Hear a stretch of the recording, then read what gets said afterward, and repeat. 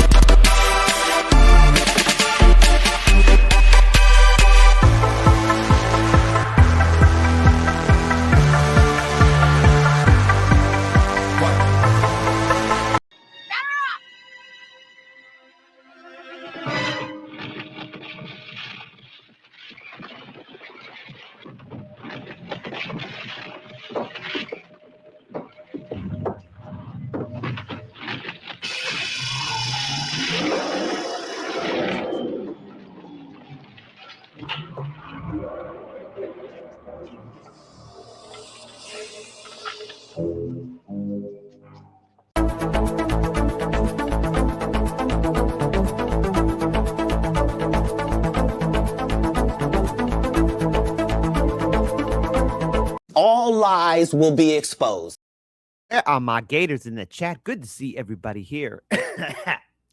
Still got that lingering cough. Hey, everybody, this is Kit with Hard Lens Media. First of all, thank you, everyone, for the well wishes, the care, the love, and everything else in between. Hopefully, we could do more about stopping this online censorship and everything else that's going on here, because apparently I got a couple of messages yesterday saying that people are not being informed when we go live. The best thing I could tell you guys to do is please double check and triple check you're still subscribed. Join us on our Discord. Consider being a patron supporter because you keep our costs down low, and we love you for it. Or join our Substack, and that way you're going to get the link to our YouTube channel, and you'll be notified at least when that happens. Unfortunately, I think the censorship is going to get worse before it gets better. But hey, we're still here, and I love doing this show, and you guys and gals make the show happen. So without all you lovely, beautiful people, we would not be here. Shout out to my moderators keeping the peace. Trans Gemini, I hope you had a happy birthday. Yesterday, it was, oh boy, I gotta stop this cough. Yesterday, it was Mastermind's Hours birthday, and I hope you had a great happy birthday, brother. Everyone, shout out to Mastermind, as he is one of the few people who's not only kept the peace in the chat, but also knows how to bring in the jokes as well. So there you go. And so we got Lawrence Fine says, good morning, Kit. Thank you so much for the good mornings. Thank you, everybody, for the good mornings. This is why I love the show. This is why I love everything here. And shout out to Dr. Nick stopping the robots on Kick. By the way, Dr. Nick, what happened on Kick? Turns out there was a special end credit. I don't know what happened. It was out of my control, Dr. Nick. I just don't know what happened. All right, shout out to my Rumble people. Shout out to everybody here. Let's go ahead. Let's get ready now, you great people, for we have ourselves a super show. And if you behave yourselves, there might be a New Year's Eve, maybe top 10, top 12 stories of 2025. You know, things that'll be hilarious. You know, there will probably be not a New Year's Day show, because you know what? The next few days, I need a little bit of time off. I need to focus on myself and bring in this new year. This year of 2025 was pretty rough. This was a rough year of loss, of pain, and yes, even of joy. There was some joy here too. I'm not going to deny it. There was some joy. After all, I became an uncle. I became a god uncle. Isn't that great? And you know what? That's all that matters. All right, folks. But let's get started. Let's go ahead. Let's go with our first segment of the day. Let's go, Ghostbusters. Let's go. All right. So we know there's a massive amount of fraud in our government. All right. Pentagon, looking at you. But let's talk about what's happening at the state level in the great state of Minnesota, which I will predict what happened in Minnesota is going to... Listen, if you think the corruption in Minnesota is something, step aside, everybody. Here comes Chicago, because we're number one. By the way, I just found out that the Bears lost. I'm so sorry, Bears Nation, okay? There's always next year, honey child. But nonetheless, Nick Shirley has been garnering a lot of attention. As it stands right now, I believe his video's got about 80 million views on X, which is a fantastic number. He exposed a massive amount of corruption, scams, scandals in regards to daycare centers and healthcare centers. And what he has done, at least in my opinion, is honest, real hard work and journalism. And the thing is, I'm glad he brought attention to this. I don't like scammers. I don't like fraudsters. And I don't like money being wasted on something that could actually help people. Because, you know, controversial statement here, while I am politically on the left, I want to see daycare centers and healthcare centers help out those in need. What I don't like is when you see these abandoned buildings and they're just draining money and resources to groups and organizations that could really use that money to help struggling families, to help people in need. He's not the villain of the story. He just exposed it, him and his team. But unfortunately, you have people in the latte drinking liberal circle saying, well, how could you expose this? This means you're racist. Well, Nick Shirley, I watched the video, all 42 minutes of it. None of it looks racist to me. None of it looks offensive to me. He's just exposing fraud and corruption. I want to see that. No matter where you stand politically, I think you want to see that too. And apparently Tim Walz had the audacity to say, well, he's a racist white male. He's racist. This is exposing corruption as racism. So Nick Shirley showed up on Fox News. I know. But hey, good for him. Let's go ahead and pull this up here, because it's a clash of words. And I think, in my opinion, Tim Walz's political career is one and done over. I mean, there's no way he's going to walk away from this, because I have two videos at my disposal right after this one showing that local media even was bringing attention to this, and then it died on the vine. One clip where they called the cops on you for simply asking about some of the healthcare companies, the 20 healthcare companies that were located in one building. Tell us a little bit about what your interactions were like on the ground. Yeah, they couldn't even give me, I gave them plenty of opportunities to just answer simple questions. I wasn't going in with some crazy hard-hitting question. I was asking them exactly from the paper, where's this money? Where are the kids? You have a capacity for 99 children. Where are the children? And why are all the windows blacked out? So these people simply could not answer the most simple questions as to where are the children inside these daycare centers. Yeah, that's kind of a thing here too. You know, where are the kids at? Was this ever for the kids? God forbid, what was this building even used for? I mean, look, there's no excuse for corruption and fraud. My only hope is that this building remained emptied and it wasn't being used for anything nefarious. And I hope nobody got hurt. Okay? There. I hope. But hope in one hand, crap in the other. See which one fills up faster. Nick, when I was your age, I used to watch all the local news stations, and every local news operation had a guy, a roving reporter, who would go around and find waste, fraud, and abuse. Are there local reporters like that in your area? And why do you think they weren't doing the work that you did? I don't know. They're scared of being called nowadays because it's Somalians that are committing this fraud. People are scared to be called Islamophobic, racist, in which has nothing to do with what's going on. Because listen, and I want to add on to here too, and I'm going to keep my pausing to a minimum here. Exposing corruption and fraud is not racist, okay? Evil, corruption, excuse me, and criminality come in many forms, come in many shapes and sizes. And I think if you want to make your community better, you have to expose it, okay? And there have been local journalists that actually have, a couple of years ago, exposed the Leering Center. I mean, look, Somali Daycare Center that says Quality Leering Center. They spelt learning wrong. Okay, it's an accident. Why keep the sign up? Take it down. If it's high quality, you better show that you're high quality by actually having all the words on there spelled correctly. Even Zoolander knew that. But then again, he confused the small building to being the actual building. So what do you say about that? fraud is fraud. It doesn't matter if it's a black person, white person, Asian person, Mexican. Fraud is fraud. And we work too hard simply just to be paying taxes and enabling fraud to be happening. Yeah, Nick, I mean, it's stunning. Congratulations again on your video, by the way. Well-deserved. All these people are finding it and finding you and all the good work that you do. But Governor Tim Walz is pushing back on the investigations into the Somali community over the massive welfare fraud that's happened under his watch. Take a look at this. This is what happens when they target communities for their own benefit. This is what happens when they scapegoat. And this is what happens when they no longer hide the idea of white supremacy. So it sounds to me, Nick, that Governor Tim Walz is saying that you and others that are out there trying to expose this, you're doing it because you're white supremacists. What is your response to him? Yeah, Tim wants votes. There are entire apartment complexes where white people have been pushed out of these apartment complexes because Somalians have taken over and they're inside of these towns like Minneapolis where they can go get votes from these people. And if you have 100,000 people that will vote for you because you're going to enable and let this stuff happen, and because you're going to call a white person racist for calling out facts, this is what's going to happen to a state like Minnesota. Minnesotans, they say Minnesota nice, but they are very upset. And I fully understand why they're upset, because they don't have a governor who's actually working for them. He's actually working against them.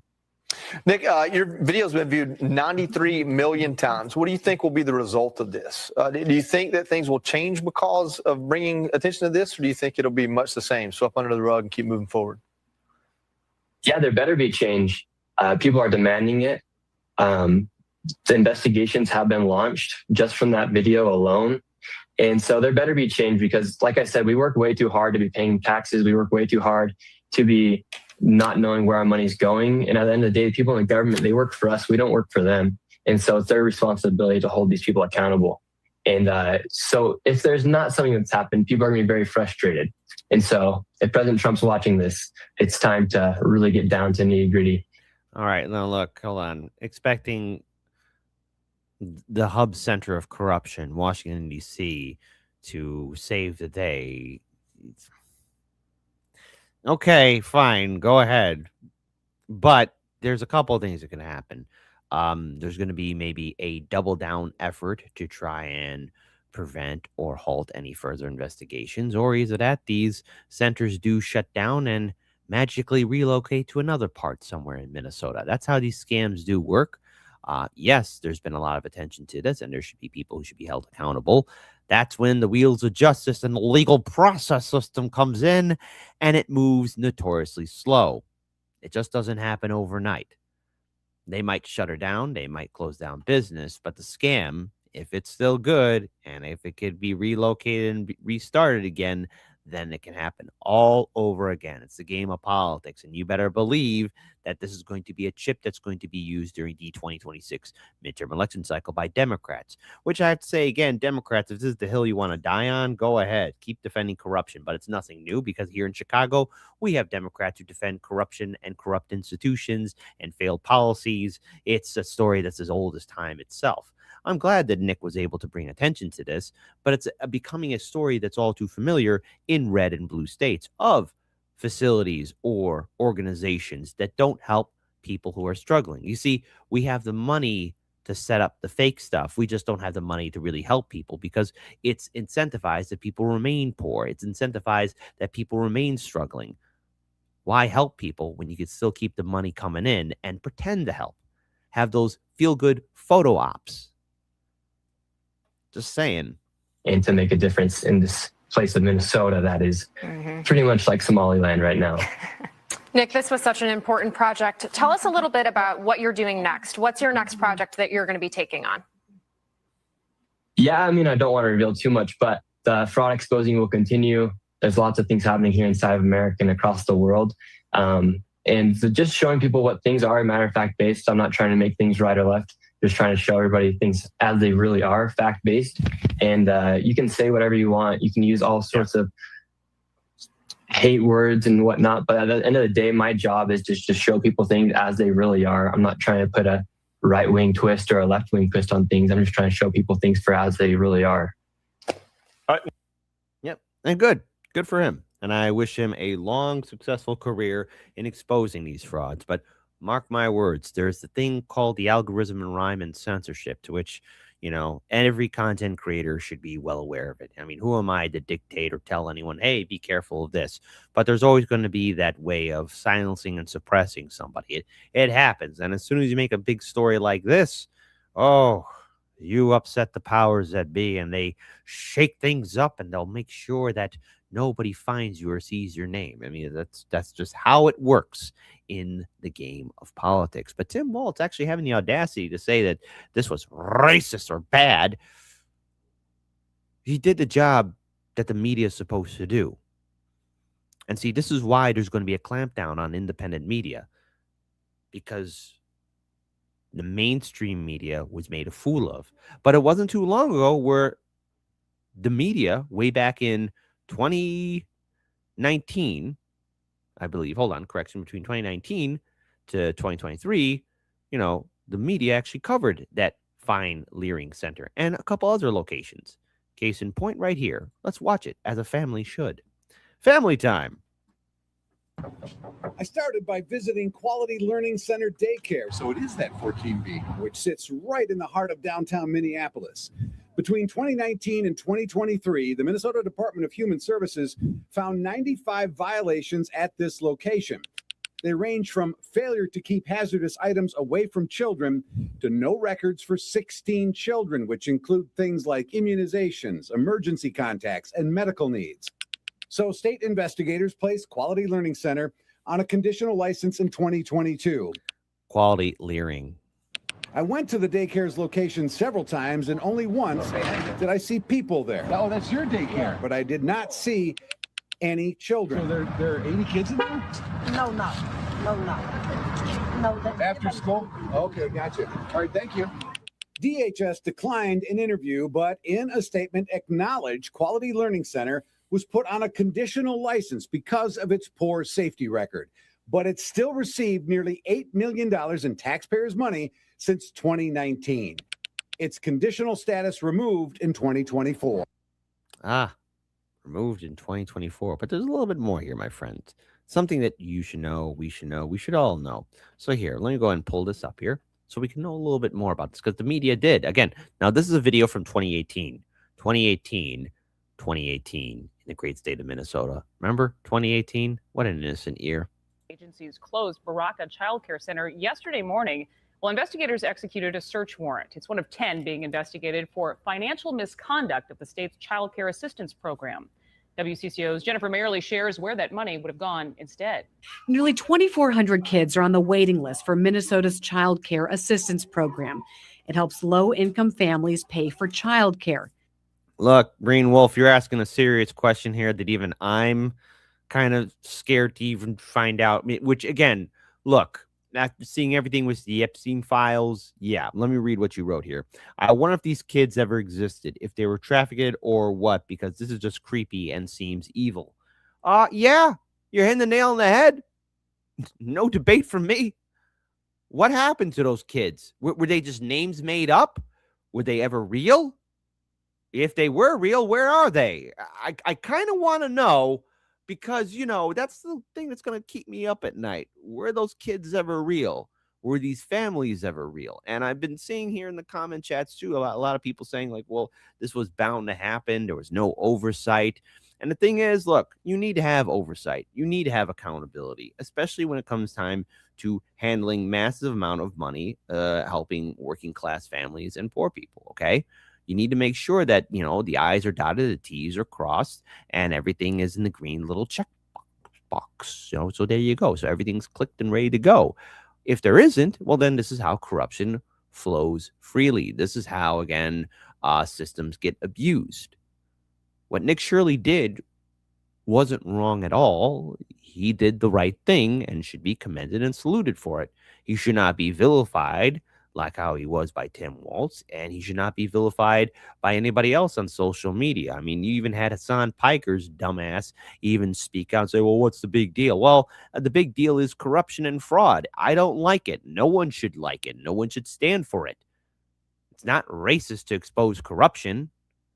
It's the right thing to do. And everyone in every state, big city, small town, should believe in that principle of exposing corruption and not being afraid. And when people are reduced down to calling you names or saying you're a racist or a bigot or whatever, it means they don't have a leg to stand on. It means that they don't have facts and correction backing them up. It means they have to resort to words and abuse to make you look like the villain. But if you have all the paperwork and receipts and everything that you need, you're the good guy. That's what matters. Daycares are given money per child. But right now, state agencies are investigating financial fraud at 10 different centers, including Baraka Child Care Center in Minneapolis. So where there's been these totally fraudulent operators and stealing money. And so high time. And they should crack down on more. As part of the investigation, the BCA and Secret Service spent hours at this home in Columbia Heights, combing through it and collecting evidence. A relative told WCCO. They are good family. They work hard. That's all. The raid at Baraka focuses on fraudulent billing of the state assistance program. A child care provider investigations unit formed in 2014 to investigate similar cases has already closed 12 child care centers. So the latest child care scam has been to have 100 people enrolled, 100 kids enrolled in your program, have 10 show up, bill for the 100. That happened in several cases that resulted in a conviction. In one, the criminal complaint reveals investigators set up cameras to capture kids who entered and exited. Over a 2-week period in 2014, the daycare billed for 950 children who did not attend the center, resulting in $51,000 of fraud just for that time period. There are people who have severe needs that we can't take care of because there's just not enough money. And yet money goes out the back. Bad cookies. Go to the White House counselor. Go to the White House counselor. Tell her what you just said. Investigators haven't released any details about what was found in yesterday's raid. The Office of the Inspector General said it will continue to investigate fraud in the program, saying child care fraud is especially egregious because in addition to exploiting taxpayer money, it harms the families and children the program is intended to help. Yes, intended to help, but look, it doesn't help. This was from 2018, 2018, 2018. Now, the fallout from this entire story is still going to be ongoing and continuous because everyone's going to be wanting to add in their 2 cents. Well, it's amazing to me that a 23-year-old journalist, a YouTuber, who's now got over 80 million views on this thing, found more in a matter of hours than Tim Walz and Keith Ellison, our attorney general, have found in 7 years, Mike. I got to tell you, we've known in Minnesota about the daycare fraud for a decade. Keith Ellison is our current attorney general. His predecessor, Lori Swanson, was actually investigating the daycare fraud and prosecuting back in 2017 and 18. As soon as Ellison became the attorney general and Walz became the governor, all of that stopped. And now you see the result. Billions of dollars, it has been alleged, that they have fraudulently built out of Minnesota. There was a housing stabilization program that was created in 2020. It's through the Medicaid program, a different one other than daycare. They spent $161 million. It was estimated it was going to be $2 million a year, Mike. From 2020 until they shut it down in October, it was $161 million. This daycare fraud, there's one woman in particular who created a fake daycare and built $14 million on her own. This thing is huge. Tim Walz is absolutely singing a false song. Exactly.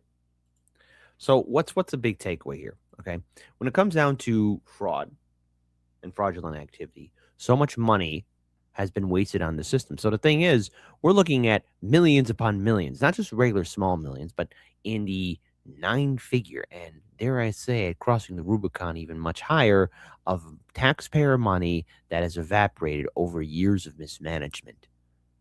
And this is the hill Democrats want to die on.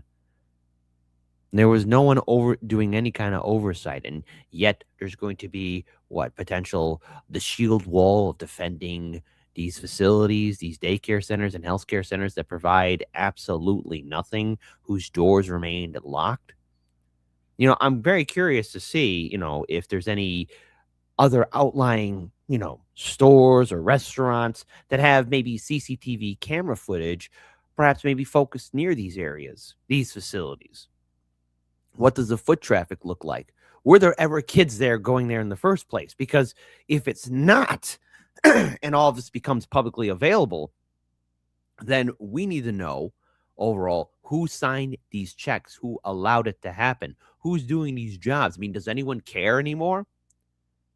What kind of keen-eyed eagles are guarding the gates? Probably nothing but sleeping little doves. That's who's doing the job right now. And of course, look, I have to play this one more time here, because you're going to have these same kind of people who are going to be upset and furious of exposing fraud.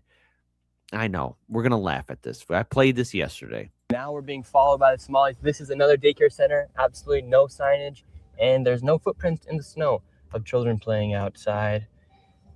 $5 million within the past 5.9 million in 2 years. 5.9 million they received in 2 years. That facility right there. And now we have a group of Somalis telling us in our vehicle right now. From this daycare center, we headed over to the infamous Quality Learning Center, which actually... Leering. We're getting our leering on. Spells Quality Leering Center on the outside of their sign. That's how blatant this fraud is here at this daycare. Don't open up! So this is Quality Leering Center. I meant to say Quality Learning Center. Don't open They up! said they spelled learning wrong. Don't open up! How do you have...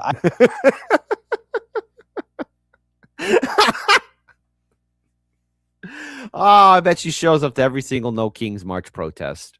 Ice here, ma'am. I'm literally a YouTuber. Don't open up! Ma'am, what do you think about the fraud that's taking place here in Minnesota? Don't open up! We have ice!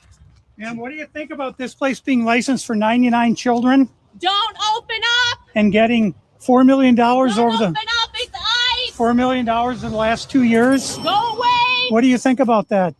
Are you in Go favor? away! Are you in favor of that? Go away! You know You're what it- not welcome here. Are you- Shame on you! Are you in favor of $1.9 million going? Oh, mastermind. No. No.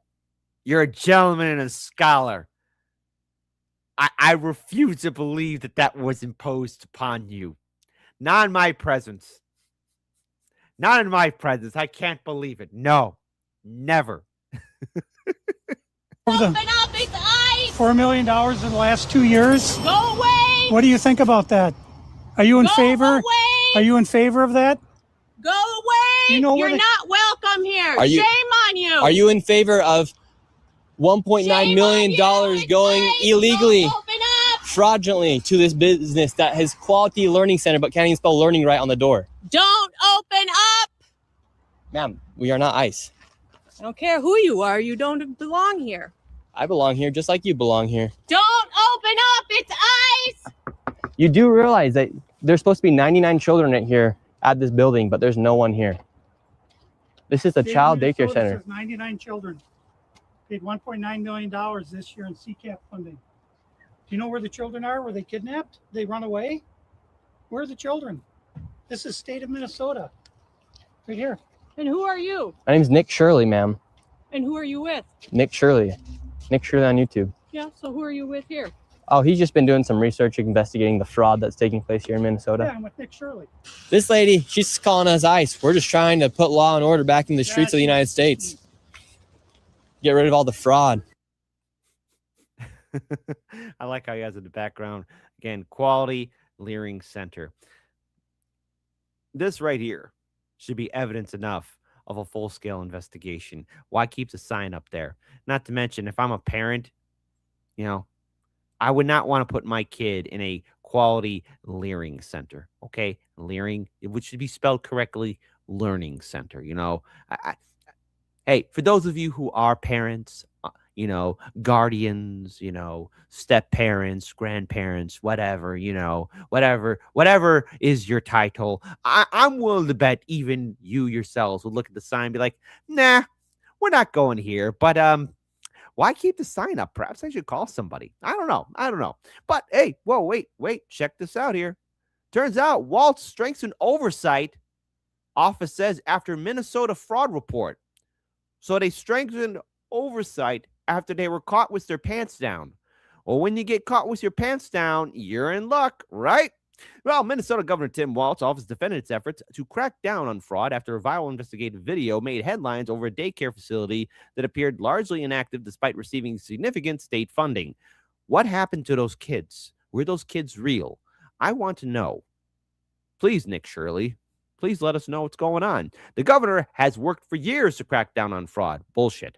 And asked the state legislature for more authority to take aggressive action. Bullshit. A spokesperson for the governor's office told Fox News, responding to the video, he has strengthened oversight right here, including launching investigations into these specific facilities, one of which has already closed. Only one. How many more remain open? Where are the kids? Where are the kids? Where are the kids at? What happened to them? Were they ever real? Did anything nefarious happen in those buildings? Did anything illegal or criminal happen in those buildings? Whose heads needs to roll so we can get to the truth of it? Because I'm tired of being lied to. I've been lied to enough. So have you. The spokesperson said Walz hired an outside firm to audit payments to high-risk programs, shut down the Housing Stabilization Services Program entirely, announced a new statewide program integrity director, and supported criminal prosecutions. A 42-minute video released Friday by independent journalist Nick Shirley renewed scrutiny of the governor's handling of the widespread fraud of Minnesota's safety net programs, which I will say again, it's only the beginning. ICE is probably going to be knocking on the doors in Minnesota sometime during the spring and summer, and I'm willing to bet that the same kind of corruption you see in Minnesota is here in spades in the great state of Illinois. Just saying, you know, every state says they got corruption, but don't forget, Chicago's the world heavyweight champion, baby. We're number one, okay? We're like that Metallica story. You know, someone says they got a Metallica story. It turns out they were just waiting in line. No. Come back to me when you got a real story, okay? There you go. Just throwing it out there. All right. Shirley, along with members of the Trump administration and much of President Trump's conservative base, sought to blame the Democrat governor for failing to sufficiently crack down on the fraud. Walz served as a former Vice President Kamala Harris' running mate, losing their bid against Trump and Vice President J.D. Vance. The viral video comes a week after federal prosecutors announced that they were significantly broadening their investigation into fraud of Minnesota's social services programs, which previously focused on 3 safety net programs run by state agencies. Now, the New York Times reported prosecutors say they are looking into suspicious billing practices in 14 Medicaid-funded programs because, healthcare, richest country in the world, but we can't provide it, but we can definitely provide resources to fake Medicare, healthcare programs, institutions, and buildings. Why? Why help out people when you can just pour it all into an empty building and say, yeah, we got healthcare. Help, help, help. I need healthcare. Yeah, you don't really need it. All but 8 of the 86 people previously charged in connection to fraud are Somali ancestry. This doesn't bode well. It doesn't bode well. I promise you this, the memes are going to be hilarious during the midterm election cycle. All but 8 of the 86 people previously charged in connection to the fraud are of Somali ancestry. Discord, please don't go crazy with the memes. As prosecutors expanded their investigation this month, they charged another 6 people in connection to the fraud, bringing the total to 92. Some Minnesota officials have expressed concern about the narrow targeting of the Somali community, especially as the Trump administration has highlighted the fraud scandal as part of a crackdown on immigration in the community. Walz has criticized the Trump administration actions, but has maintained that anyone committing fraud should go to prison. Yeah, but he had the audacity to say that Nick was and his team were being nefarious. If you watch the full 42-minute video, and I do invite Nick Shirley to be on our show. I sent out a message responding. Hopefully he will consider maybe being on the show. We'll see what happens. If not, whatever, it's all good. But we need to expose this fraud. We need to expose the fact that there's massive amount of corruption and abuse. We need to look in the fact that for all this time, the governor has been touting that the state is doing well. How can the state be doing well if services are being denied and money is going nowhere? And as a final note to this, where are the kids at? What happened to the kids? Was this all fake? Were there any real people? It's just like that scene from Sopranos when, Bompensero was exposed as being a rat. And Tony asked him if his girlfriend from Puerto Rico was even real. Were those kids ever real? God help us if they were. That being said, moving on. Good to see everybody here. Welcome everybody to the chat. If you haven't done so already, please hit the like button so that way we boost up the algorithm and rhyme. We've got the views going on here. Whoa! Peasant's Perspective has rated our Rumble stream. Peasant's Perspective, thank you for the raid. We love you, and so much more. Sit down, grab yourself a tasty snack and a tasty beverage, because we're still doing a lot of good stuff here and doing a lot of good things here. So there you go. So everybody, please hit the like button and give out all the love as much as you can. So let's go ahead and get started with a little bit of a palate cleanser. We're gonna do some fun here. We're gonna have some fun. I'm going to have a little fun story, and then we're going to get right back into the seriousness because we got the Epstein story. But I want to do a palate cleanser because sometimes these stories can be depressing. And the Epstein stuff is very sick. It makes me sick to my stomach. So let's have a little fun story. For those of you who play video games, we always like to see a finished product.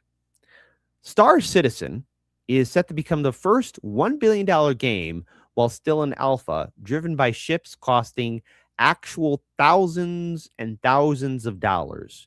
Now, why is this important? Because this is a game in which it's an open sandbox. You can go to different worlds.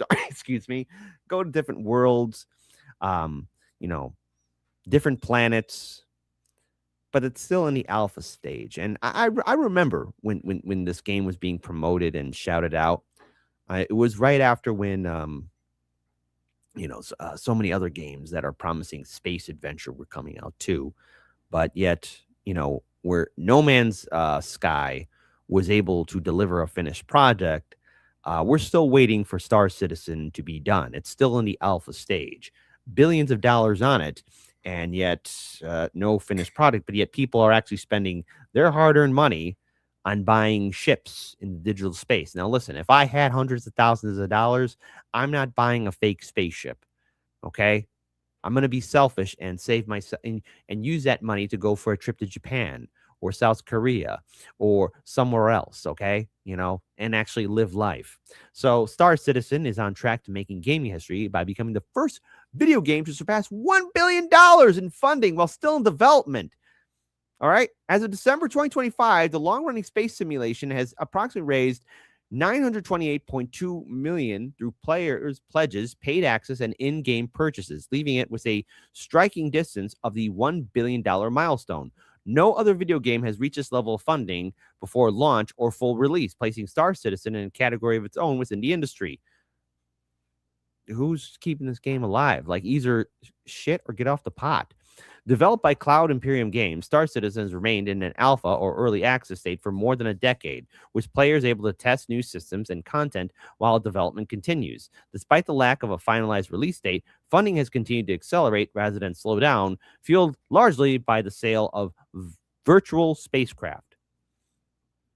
So these ships, these big starships, those ships that are central to the game's unusual funding model, while Star Citizen offers lower cost starter packages ranging from $45 to $1,100, it also sells high-end ships and bundles that can cost thousands of dollars, with some limited packages historically priced far higher. These purchases are sold directly by the developer and are not tied to randomized systems or player-driven resale markets, setting Star Citizen apart from most live service games. So the ships can be purchased. Listen to this. Hold on. Via the pledge store, with the draw-dropping prices of $3,000 for a Javelin, or $6,000 or $1,650 for a Kraken. Yeah, these are concepts that can't yet be purchased, but players can drop $975 on a Polaris or $800 on a Perseus. So these are the names of the ships. That approach helped drive a record-breaking year in 2025 when the project raised more than $152 million in funding alone. Wow. So in other words here, you have a video game still in development and people are purchasing, these massive starships. So here you go. You have this starship right here, the Javelin, costing $3,000. The Kraken Privateer costing $2,000. Yeah, and another one costing $2,000. Look at this. Like, who has time to buy this? Like, either you're going to have the finished game or not. Like, people's curiosities and hopes do move on, and I'm all for fun. I'm all for playing great games and engaging games. But what is this? It's been nearly a decade. Are you almost done? Let's see. We also got the Quantum Alchemist. Who pays that even too? Let's see. And sounds like a game that was crowdfunded and all the money was laundered away. So just another Eve. Probably. The pre-beta version? No, it's an alpha stage, actually, apparently. Those people are going to be pissed when you can get that ship with a promo code. It'll happen. Mark my words, all right? And see, dude, at launch, it was hot garbage. I deleted it immediately. Let's see. And bad cookies. Yeah, salty digital dive. Actually, here's the thing. I'll go to bat for No Man's Sky. It has updated itself drastically. Drastically. Than when it first came out. Like, when it first came out, it was dog crap. Okay? And I will give the developer this. He doubled down and went back to fixing and repairing the system and the game. So, yeah. All right. So it has changed a lot. All right. And Quantum Alchemist, Star Citizen. Remember hearing it in development many, many years ago already. Looked promising. If you are into space adventure genre, however, as can be seen, has never developed beyond alpha, though. Exactly. And they were talking about this game when I built my first PC like 13 years ago. Look, it's either you're going to be consistent or not. But also, to the people out there, be smart with your money. Don't waste it on a Starship, because we don't know where this economy's going. And who knows if this game ever fully gets developed. And when it does, if it does, you know, what makes you think the engagement? Like, you got to have fun. A game to be engaging has to be fun. There must be fun in a game. Unless it's all about money, showing and flexing, it's not going to go anywhere. Anyways, just remember, be smart with your money. Excuse me, I'm dying. Anyways, let's move on now to our next segment of the day. Let's go. Let's get to it. Let's get ready now. So the New York Times did a piece with Marjorie Taylor Greene, who recently said that she felt tricked and manipulated by the Trump administration because they're not America first. Well, okay. Yes, I understand where she's coming from. I was just so naive, especially when she's talking about, the breakup with Trump. But I find it fascinating that she's breaking with the entire leadership. So I'll pull up this video here. We'll go a little bit more into the New York Times article, though. Oh, I don't think it's good advice that a government shutdown is going to help Republicans in the midterms. I don't agree with that. I also don't think it's good advice that Republicans ignoring the health insurance crisis is going to be good for midterms. I actually think that would be very bad for midterms. And I think that just not staying focused on America First policies is detrimental as well. Yeah, and on that note, are you concerned about the cost of living? Are you Very. that the President Trump said he would lower? The inflation crushed people in the past 4.5 years, and the costs have not come down. I myself can tell you my apartment here in Washington, D.C., the electricity bill is $100 more than it was last year, because you can look at your own bill and look at cost. Prices have not come down. That is a reality. People's wages have not gone up. That's another reality. And so Americans are continuing to have a very difficult time getting by. And I'll go a step further. I'm a mom. And so when it comes to what is affecting my adult children's lives, who are 22, 26, and 28, I'm going to be 1,000% fighting for them over any politician and any party. And I can tell you right now, that generation, they are barely making it, and they're very hopeless for their future. I just want to pull this up here, too. Marjorie Taylor Greene says she was naive for believing Trump is a man of the people. It's okay. It's all right. Look, I used to believe in Bernie Sanders, okay? I used to believe in AOC. I used to believe that there was a chance to reform the Democrat Party. Well, aren't I a moron? But as the great Candace Owens once said, and always shall be, you got to stand true to your values and... You were born a man and you will die a man. You were born a man and you will die a man. You were... Exactly, Candace. Thank you. Thank you for the motivation. So Marjorie Taylor Greene, now just days away from stepping down as Congresswoman for Georgia, says she said in her latest Maricopa interview that she was just so naive for believing that Trump was a man of the people. So in a lengthy interview with the New York Times that examines her break with the president after years of devotion, MTG, you know me, explained that a series of minor ruptures with the president culminated in a total breach after the conservative influencer Charlie Kirk was killed in September. And of course, this has to deal with when Donald Trump said at Trump's memorial, Charlie Kirk's memorial, that Kirk had a did not hate his opponents. Trump said he disagreed. I hate my opponents. I don't want what's best for them. That's what Trump said. Marjorie Taylor Greene said that was probably the worst statement. It just shows where his heart is, and that's the difference with her having a sincere Christian faith and proves that he does not have any faith. MTG said said that her turn away from the unrepentant MAGA acolyte came in that moment. She abandoned her training to never apologize and to never admit when you're wrong. As a Christian, I don't believe in doing that. I agree with Erica Kirk, who said the hardest thing possible and said it out loud. Green said she later told a friend that after Kirk died, I realized that I'm part of this toxic culture. I really started looking at my faith, and I wanted to be more like Christ. The MAGA landscape post-Kirk has been showing signs of fracture, of course, and MTG has found herself at odds with the administration and Republican positions, declaring the war on Gaza a genocide, as well as casting doubt on the economic, healthcare, and foreign policy positions that she says do not prioritize working-class Americans. Of course, and not to mention MTG was one of the few people who was all on board for getting the Epstein files to be released. MTG said that the Epstein files represented everything wrong with Washington, and that it was a story of rich, powerful elites doing horrible things and getting away with it, and women are the victims. After meeting with the victims, she claimed Trump called her and yelled, "My friends will get hurt if the files were released." Now, right here, that's very interesting. After meeting with the victims, she claimed Trump called her and yelled, "My friends will get hurt if the files were released." I find that to be extremely disturbing if this call really did take place. All right, now Marjorie Taylor Greene is saying it happened. All right, you got two sides of the story always. But to be clear here, if we look at the consistency of the Epstein files, how many times have people come across roadblocks or were threatened and were told to stop investigating into the Epstein files?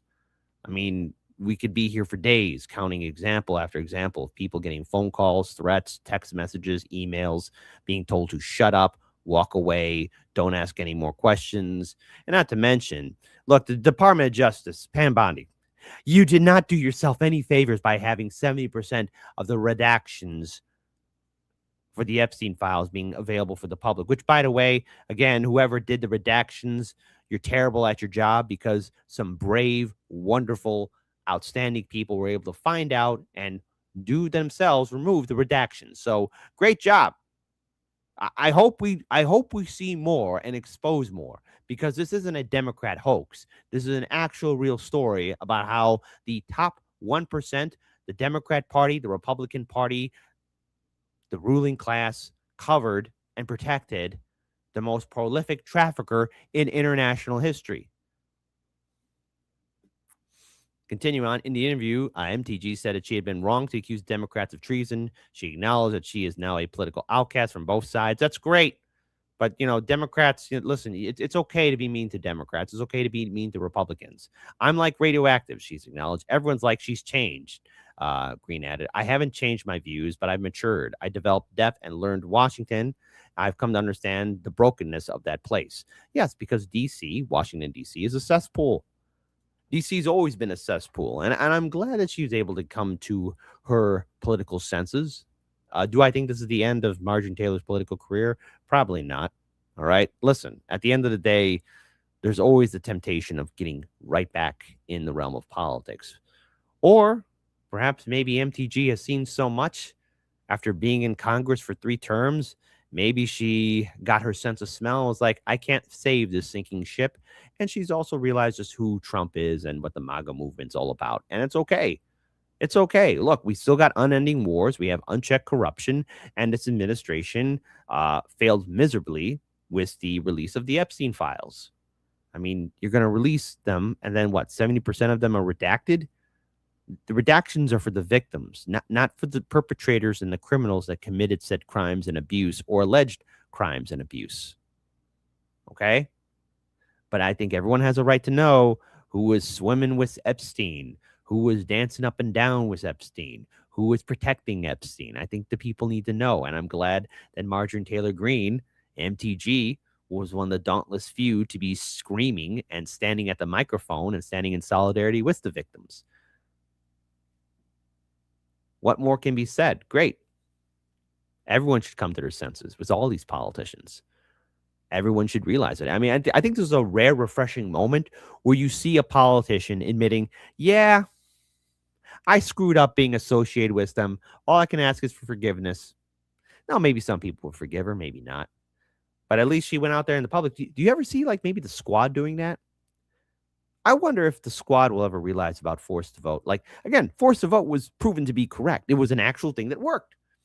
Because conservative Matt Gaetz showed that forced to vote works, even though forced to vote is from the playbook of the DSA. I wonder I truly have to wonder if people are going to come to terms with that and remember that. Because I don't see Bernie Sanders coming to terms with, yes, I should have fought harder during the DNC convention. Because never forget during 2016 what the Democrat Party did to his campaign. Not once, but twice. And then the cuck decides to go ahead and support Biden, even though Biden's brain is melted and on the floor. So there you go. MTG challenging MAGA, challenging Trump. And the thing is, you know, we got another 3 more years of Donald Trump, of his economic policies, both foreign and local, national politics. We'll see how it plays out. Maybe more people come to their sense of smell, but the midterm election cycle, I think people should not be focusing on whether which party is going to help us out, but more of how we can start supporting citizen ballot initiatives, making states into citizen ballot initiatives, supporting independent movements and organizations not connected to Washington, D.C., because if this is not evidence enough that neither party cares about you, I don't know how many times we could be here and saying, hey, don't vote Democrat, don't vote Republican. Okay, like the lesson has been learned. There's no need for a repeat course. There's no need to be a broken record. I am not going to, for the midterm election cycle, say, you need to vote for this person or you better vote for that person. No, I'm going to tell you, my viewing audience, here's how you should be viewing the 2026 midterm election cycle and how you should help educate your friends, your neighbors, your loved ones. Don't vote for either party. They don't like you, they don't think about you, and they don't respect you. Wake up and get your sense of smell. MTG, you know me, at least in my opinion, and I will end it here, has the ability and wherewithal to understand the environment, unlike AOC. Just throwing it out there. Just throwing it out there. Let's see. What else we got here? What else we got here? Let's see. Mr. Motososo, you got to love how we continuously talk about these crimes without there ever being a possibility of punishment for the criminals. Yeah, no one's going to jail. Let's see. Benedict Burney showed us his true colors, yellow and green. Oh, my audience. 3 years. Help me, Jesus. Save me, Jesus. Popeye the Sailor says, no kings. Don't open up. Let's see. Who else? Let's see. Let's see. Who else? Let's see. Tai Chi. They threatened MTG's family just like they did with Sanders in 2016. They threatened MTG. Yeah, they did. They did. Let's see. Hold on. What else do we have here? Let's see who else we have here commenting. Something bad is always coming. Of course, Volunteer. Of course, it's always coming. Let's see. And every time I hear MTG, I think of Miller Genuine Draft for some reason. Lawrence, be better. Be better, Lawrence. Lawrence, be better. Let's see. Who else we got here? Let's see. Kurt Boss, the boss of bosses, says Charlie Kirk was just another Trump MAGA conservative, not MLK. Hey, you know, I will say this, though. That September, the assassination should not have happened. And I got to tell you, folks, that story's not dying. It's not disappearing. And, you know, when it comes down to the grieving process, you know, I'm still grieving for the people close to me, okay? Like, I lost a lot of people this year. People close to me. And even in the previous years, I've lost some people close to me. You know, I'm just not going to do a whole big song and dance, you know, or fireworks or music festival. I'm going to do the normal thing and mourn in peace and quiet, because I think that's the correct thing to do. I would not make it a public spectacle. I don't know. That's just me. That's just me. That's just how I feel. Maybe I'm a dreamer. I've come to terms that I dream too much. I dream too much. Anyways. And what else we have here?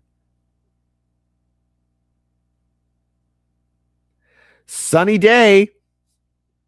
See, I can't show that on the YouTube. I've learned some lessons here. Let's see. Hold on. By the way, Roger Meadows tipped $5. Be it Owens, MT, I think MTG or CK, all these at the end of the day, they never change their stance, mind on how they feel about FBI. True. Roger Meadows was the win. Thank you, Roger Meadows. Let's see. Well, what else we got here? Let's see. I'm still not a fan of Candace Owens, MTG, or Charlie Kirk, regardless of their new stances on Israel and whatever. No, I'm not asking you to like anybody. But if somebody wants to stop evil and corruption, I will work with them. Okay? It doesn't mean I got to be their friend. Doesn't mean I got to be their buddy. But if they're going to be consistent and stand in solidarity with me, then I will stand in solidarity with them. That's what I will do. Okay? That's what I will do. But now let's go ahead and move on to a story that's going to make me sick to my stomach. But hey, you know what? Shut up, Kit. Shut up how you feel. No one cares about your feelings. So let's do this. Representative Thomas Massie still remains a thorn in the side of Attorney General Pam Bondi and Donald Trump. Okay? Let's be clear on this. Attorney General Pam Bondi's most egregious violation of the Epstein Files Transparency Act is not that she ignores the deadline. It's that she's redacting names of accused sex offenders and internal communications about decisions, wrongly citing old rules that are overwritten by a new law. So let's go ahead and highlight this, okay? And somebody right here, Lewis, right? Who is she protecting? Good friend of the show, follows Hard Lens Media. Good. And you know what? I'm going to give it a like. Boom. Who is she protecting? And I'm going to give it a retweet too. Why not?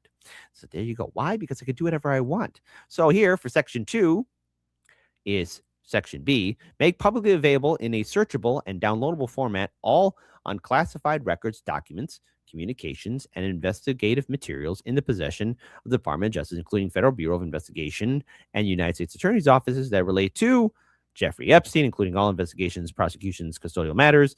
Oh, his fantastic girlfriend, Ghislaine Maxwell, flight logs, travel logs, all that stuff. Individuals, including government officials, named or referenced in connection with Epstein's criminal activities. Oh, my goodness. And look, number 7 and 8, that's very important. Internal Department of Justice communications, including emails, memos, meeting notes concerning decisions to charge, not charge, investigate, or decline to investigate Epstein or associates. All communications, memoranda, directives, logs, metadata concerning the destruction, deletion, alteration, misplacement, or concealment of documents, recordings, or electronic data related to Epstein, his associates, his detention, death, or any investigative files. Twitch right here. Public Law 119-38, November 19th, 2025. Prohibited grounds for withholding: no record shall be withheld, delayed, or redacted on the basis of embarrassment, reputational harm, or political sensitivity, including any government official, public figure, or foreign dignitary. Controversial statement that's so brave and bold, but also controversial and shocking. I want to expose all these criminals. Now, do I think any of these people are going to serve jail time? Probably not. They're not going to serve jail time. I'll be surprised if somebody goes to jail, but I think we need to expose them all. And I don't care if they're your favorite musician, influencer, actor, actress, director, politician, you know, someone who was a great philosopher or thinker. I don't care. I don't care. Just like in the scene from The Fugitive. I didn't kill my wife. I don't care. I don't care if you even flew to the island. If you were in that orbit of Epstein, I want to know. I want to know why you were in his orbit. And did you ever know? And the thing is, these rich folks knew. They knew. They knew. They all know. Just like how people knew about Weinstein, Harvey Weinstein. They knew. They might not have known the whole story, but they at least got enough to put together a little jigsaw puzzle and be like, oh, I better stay away from that guy, or I better not get too close. They knew. And no one lifted a finger to be a hero to stop him. Nobody did. Because why? Just like the scene from The Fugitive. I don't care. Trump and Bill Clinton knew him. Hey, diehard liberals, diehard Trumpers. Many of you foolishly acting like foolish fools throughout the past years were defending Bill Clinton or Donald Trump during the election cycles, saying that your guy was better than that guy. Well, it turns out both guys weren't really good guys. They were part of the same club and were good friends with Jeffrey Epstein. So if you went to bat for Bill Clinton or Donald Trump, I'm going to call you a clown. You are a clown. A clown, a clown, a clown in my book. And if you defended him and got in little flame wars, well, you're just a good little puppy. You got that good little dog chain around your neck. Got that little shock collar. If you don't defend your guy, you'll look out. This administration, Donald Trump, went to bat to defend Bill Clinton. After everything he said about him, the club defends itself. And you, like a good sucker, if you voted Democrat or Republican or got in these little back and forth fights, were a good little puppy and listened, didn't you? Because maybe you don't got the stones to break away. Maybe you don't got the heart to really stand up for yourself. Maybe you don't have the spine to really look at the bigger picture, and that is, oh, we're ruled over by criminal offenders who will defend a trafficker. Brilliant job. Now, you can earn forgiveness by breaking away from both parties and joining the Hardlands Media Initiative.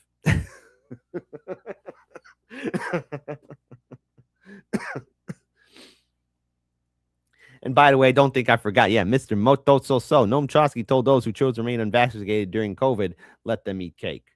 You know? There you go. There you go. Let's see. What else we got here? Let's see. The cult just called itself a lodge. Very true. Very true. The club became a cult. Absolutely.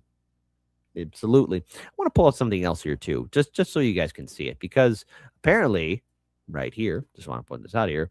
Why was the Department of Justice tracking an investigative journalist who covered Epstein? Democrats demand answers. Well, see, I like how the Democrats are trying to make themselves look like heroes when they themselves are also dismissing the Epstein files. Okay. See, remember, you had conservatives and Republicans and Republican influencers, conservative influencers going to bat for, trying to expose the Epstein files. And now once the Uno reverse card is dropped, now you got everyone switching their roles out.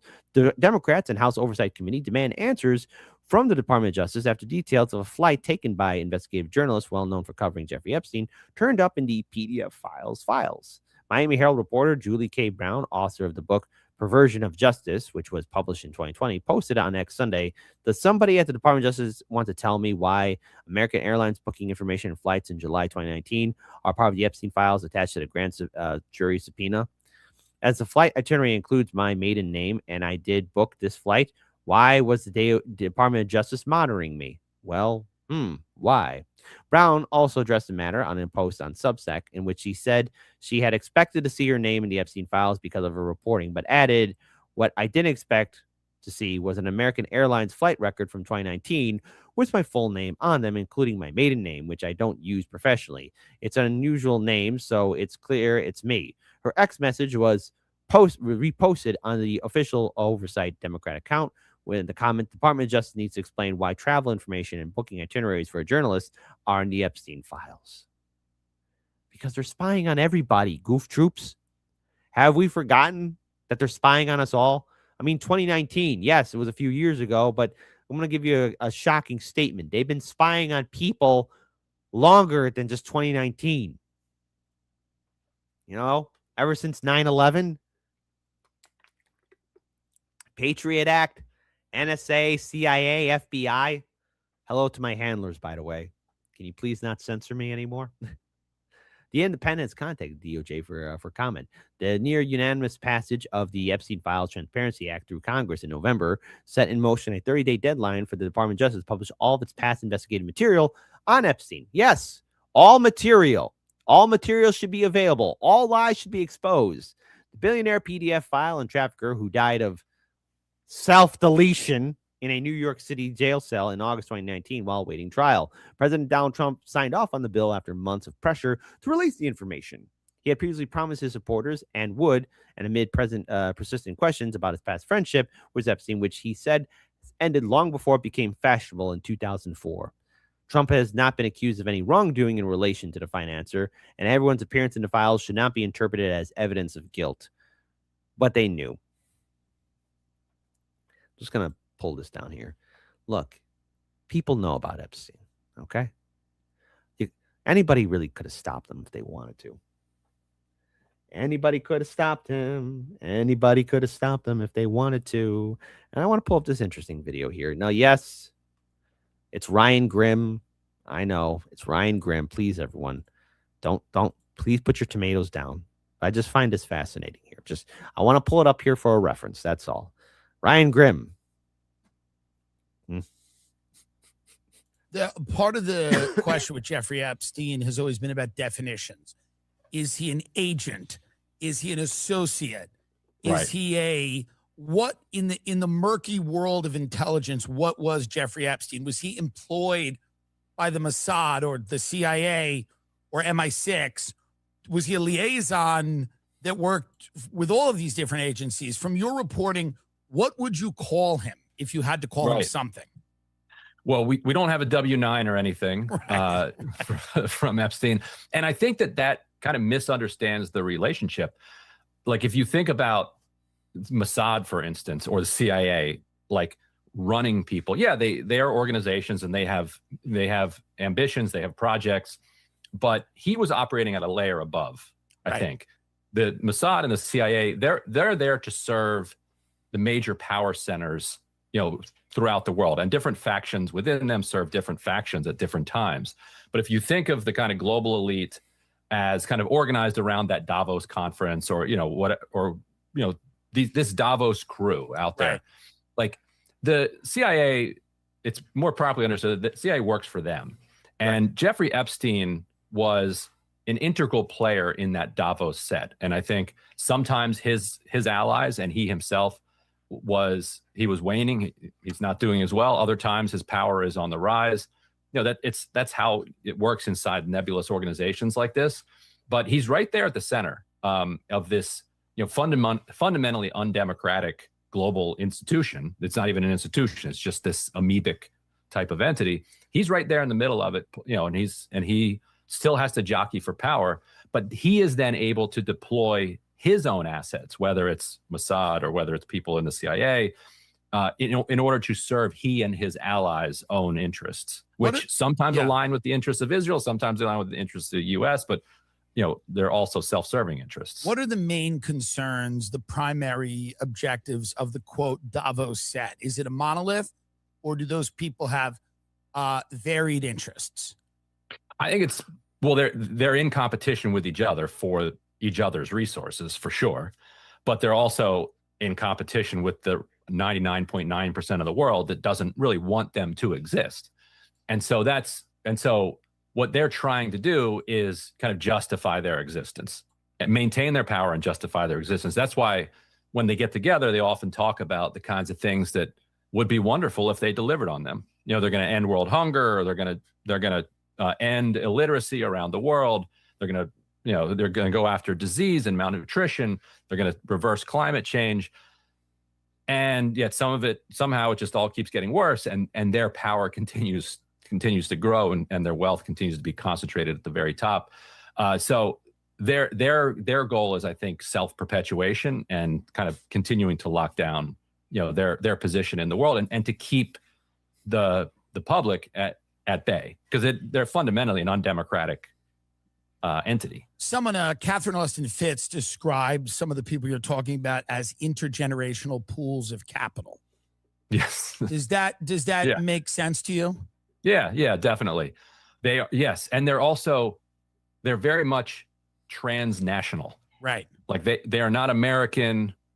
They're not Israeli. They're not Chinese. Like if they're Chinese, they actually have a little bit more strings attached to what they're able to do. Right. But in the Western ones, they're looking for their own sovereignty. And what it appears like is going on with Epstein and his work with Israel, and also the UAE. We're going to have a lot more to come about his work with Saudi Arabia and the UAE. What the UAE and Israel both figured out is that when you're operating in this kind of world that is filled with nation states have particular rights.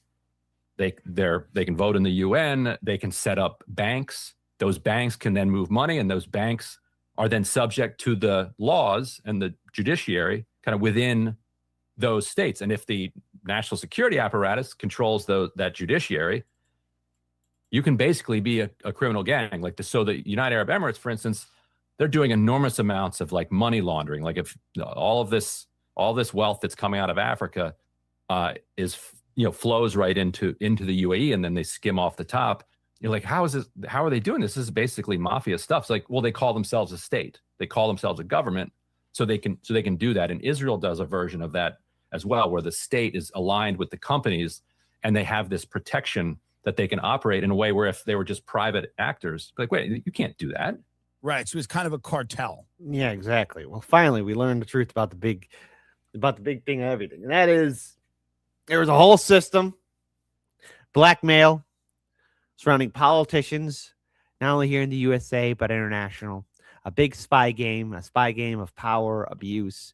And everyone said it was fake. Everyone said it was not real. Everyone said that it wasn't true. Everyone kept on pointing this out here. But again, at the end of the day, was the fact that this administration failing miserably to being fully transparent with the Epstein files is evidence enough that there was and always has been a circle of surveillance, a society of surveillance, a structure of surveillance on the movers and shakers who make the laws of the land for us, okay? You want to know why things are so terrible? It's because the people who have been protecting the system are not good people. They're scumbags that will turn a blind eye to criminality. They're scumbags that will turn a blind eye of people getting trafficked. They're scumbags who either partook or knew about Epstein's activities. And even if they're not guilty of wrongdoing, they're guilty of the fact that they probably knew who Epstein was or what he partook in. You know, and it's easy to say, well, gee, Kit, maybe you don't know. I mean, if people actually did say something bad could have happened. Yeah, something bad could have happened, or it is or that you go public and say, hey, everybody, we need to rally around here and we need to step up. Here's what's going on here. They're covering it up. Those with power have the social responsibility to use it for the public's good nature and for the public to use effectively to protect ourselves. But what we have learned here is that those with power will keep it, pervert it, abuse it, and protect themselves so they can continue on having their illegal fun. They said that this story was fake news not too long ago. They said the story was nothing, right? They said that the story was one big nothing burger, that there was nothing for it, that nothing was going to happen. That's who these politicians are. That's what they're about. That's what they always will be. Never expect them to do the right thing, because doing the right thing is an impossible task for these politicians. So shout out to people like, Thomas Massey and Rokana. I want to pull up this video here. Just want to share it with all of you, because I think we need to know that our justice system is broken. Let me pull this up here. Successful outcome would be that we know who are the other rich and powerful men who abused these young girls or covered it up, right? I mean, there are a lot of prominent financiers, prominent lawyers, politicians who were on Epstein's island. Some of them actually abused these underage girls. Some of them trafficked with girls. Some of them watched as 13 and 14-year-olds were paraded around these parties. And we also know they watched, and perhaps they did not partook, but they watched and saw it, and they didn't stop it. What does that tell you? From the survivors that a number of them were told, don't call the police, nothing is going to happen. You can't call the FBI, nothing will happen. By the way, one of the documents released shows literally that was true. There was a 1996 complaint that Maria placed, and the FBI did nothing. So you have over 1,200 survivors raped or abused, and you have rich and powerful men doing this, and this country did nothing for decades. There are different levels of culpability and guilt. There are some men who I do believe actually raped underage girls, other than Epstein. There are other men who showed up at these parties where they may not have raped a 13 or 14-year-old, but we have accounts that 13 and 14-year-olds were being paraded naked, and they stood there and watched and didn't report it. And there are others who trafficked in this. There have been countersuits. There have been lawsuits for defamation. Virginia Giuffre was countersued when she brought an allegation against Alan Dershowitz, which she then essentially agreed to retract before her death. If any of these women, and these women have said it, they say, if we say who was there or what we recall, we open ourselves up to all kinds of legal liability, harassment, etc. If you just disclose via the government what we told an FBI official, that is then entered into public evidence without that legal liability, and it's there on the record. Exactly. And then some people say, well, why doesn't Massey go to the floor and say the names he knows? Or in my case, I know descriptions, billionaire, financier. Why don't I go and say that? First, Drop all the names. Listen, Rokana, listen, I have my disagreements with all these politicians. Just drop the names, rip the Band-Aid off. Let's look. Probably none of these people are going to go to jail, but let's make their names public. Let's go, baby. First of all, it's second or third hand, and it's people are not going to believe it. But we're telling you exactly. I believe it. Hey, folks, would you believe it? Type 1 for no, Kit. I don't. Type 2, yes, I do, buddy. Come on. The correct answer is 2. Say it again, Rokana. Say the names he knows, or in my case, I know descriptions, billionaire, financier. Why don't I go and say that? First of all, it's second or third hand, and it's people are not going to believe it. But we're telling you exactly what there is to be released. The FBI witness interviews, the emails. This is not about did they release enough documents or did they release them on time. This is not some kind of legalese jargon of some complex lawsuit. There are some very simple documents we're asking for. The interviews with these survivors, with the FBI agents, the 302 forms, and the emails that Epstein took. And I believe once those are there, you're going to see a horrible picture in this country where rich and powerful people basically abused working class girls, often girls who were daughters of immigrants, and they did it with impunity. Yep. He did it with impunity. Let's release all the names. Enough screwing around here. Let's release all the names. I want them all released. I want them all released now. Release them all. Release every single name of every single person. Let's just do it. Rip the Band-Aid off and let's have it be done. Shall we? I think it's the correct thing to do. I think it's the right thing to do. And that's what we're going to do, folks. Okay? That's what I believe in. That's what I stand true to. And now more than ever, this administration should be held accountable. People should not forget this. And if you are thinking about voting Democrat or Republican, please have your brain checked because both parties protected this scumbag. And there's no amount of redemption that will ever fix it. Release all the names. They probably will never go to jail, but let's make their names famous. Let them live with it. The public has a right to know.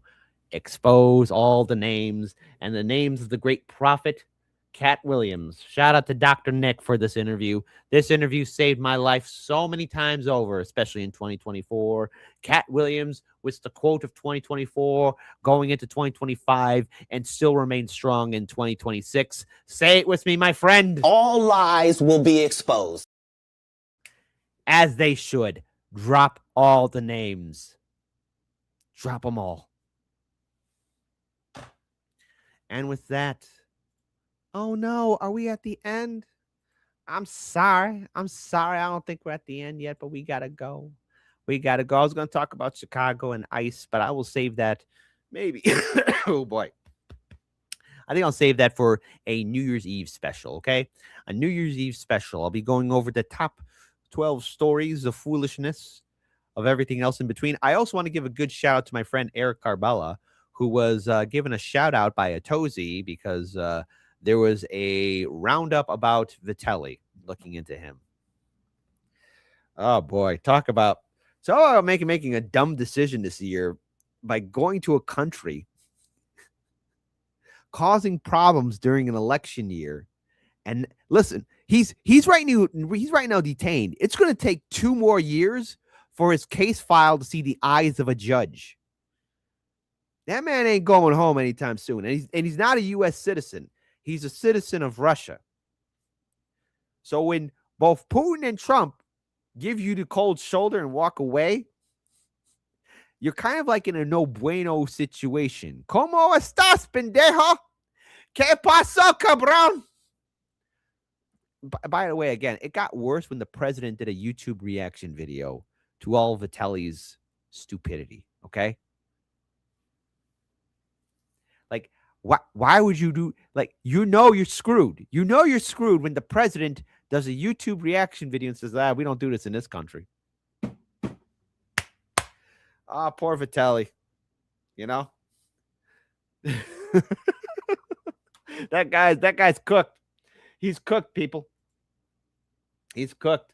Shout out to my Kick people. Shout out to my Rumble people. There you go. I want to first of all thank the Peasant's Perspective for rating our Rumble live stream. Thank you so much for the raid. We do appreciate it. But also shout out to the people who, yes. Let me address this here too.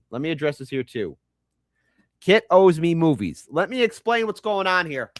Many of you might be wondering what's going on with movie night. I have to be very careful now on all these platforms. Okay. Unfortunately, Kick, while it is fun and there are people who still do it, they're going to be cracking down.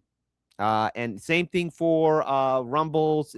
You know, it's just, I love doing movie night and I've had a lot of fun. We had a lot.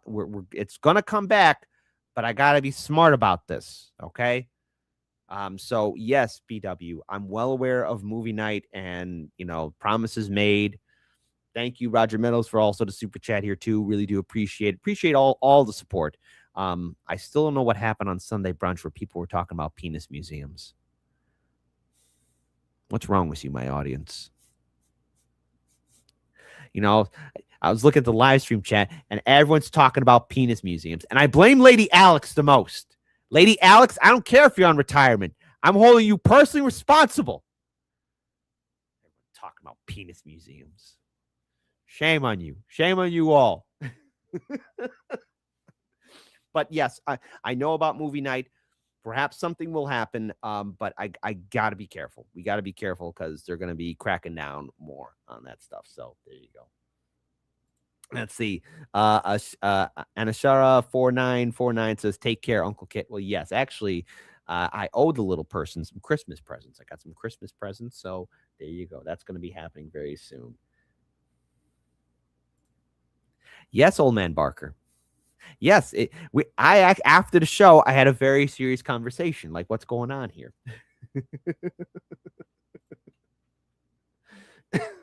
Taxi Graveyard Muse says, good show, Uncle Kit. Well, thank you so much. There we go. Let's see. Yes, yep. Let's see. Yes, exactly. You got to be careful. You got to be very, very, very careful. So thankfully, none of that's have ever happened. And right now, going forward, there's going to be a little bit of, that's why there's a pause. There's a pause on it. So I'm very sorry. It's not Kick's fault, BW. It's not anybody's fault. It's just the laws of the land. And you know what? You got to respect the laws of the land. So there you go. May you live in interesting times. Good to see everybody here. No, you're not talking about we're not bringing up the penis museums again. Thank you. Okay. We could check out the previous live stream on Sunday, but we're not talking about penis museums right now. We're not doing it. We're not doing that. But if you want to do something that's really cool and kind and awesome, here's what you can do. First of all, supporting Hard Lens Media, checking us out on our Linktree, Peachtree. Please double check that you're still subscribed to our channel. Follow us on X, Rumble, Kick. Please join us on Patreon, Substack, Discord, Instagram. There you go. Patron supporters, you're the main heart and backbone to what we do here. We would not exist without all of you. And of course, as always, consider supporting our legal defense for our GoFundMe. Any donations is greatly appreciated. Natalie Williams, Lawrence Johnson, thank you so much for the solidarity and support for helping us out in this ridiculous insanity that we're in. It's going to end. This has been a big pain in the soul of everything that we're doing, but nonetheless, we will push forward and persevere. You could find a link to our GoFundMe on X, Instagram, Facebook, YouTube, and Substack. Please share it on all social medias. Any and all support is greatly appreciated. I have to be heading out because, unfortunately, I have some work to do. We're going to go back to playing Jesse Jet very soon and again, but right now, we're just going to have the Blues Brothers end us off with a wonderful dance, and in turn, perhaps maybe a special end credit music will also be available too. Something special for you all. Perhaps maybe there'll be something special on Kick. Perhaps there'll be something special only on Kick, because Kick is where it's at. Kick is what's happening. So until then, as always, pour some whiskey in your coffee, grab yourself a mimosa, smoke a bowl, do some shrooms, chew on some Coca-Colas, whatever you need to do to get you through this mighty Monday morning. If you're going to work, be safe. You're coming from work, be safe. And it's your day off. Dance off, pants off to you. My lovelies, my mornings, my sunshines. My name is Kit. See you later, alligators. And peace be with you.